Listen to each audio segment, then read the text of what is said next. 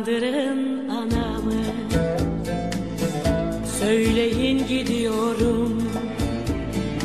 Yolumu gözlemesin, dönemem belki geri.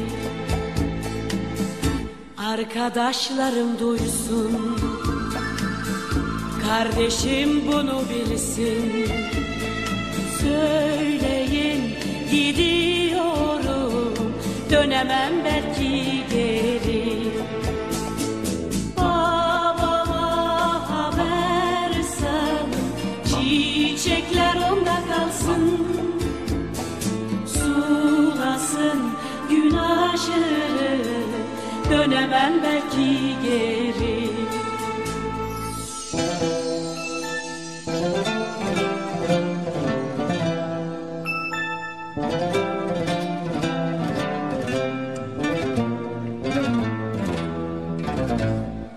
Korulara söyleyin, dağlara, asmalara, baygın çocukluğumun çınladığı kırlara, söyleyin gidiyorum, dönemem belki geri.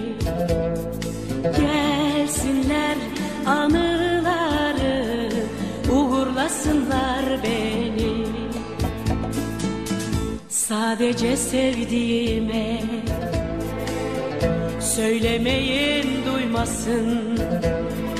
O kadar körpe ki kalbi bilmiyor yitirmeyi. Söylemeyin bu akşam, sevdiğim ağlamasın.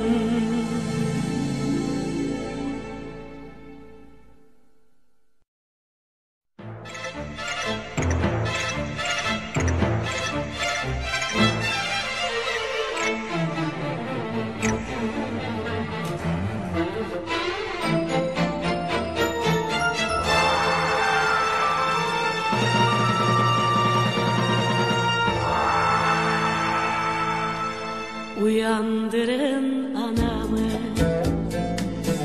söyleyin gidiyorum. Yolumu gözlemesin, dönemem belki geri. Arkadaşlarım duysun, kardeşim bunu bilsin.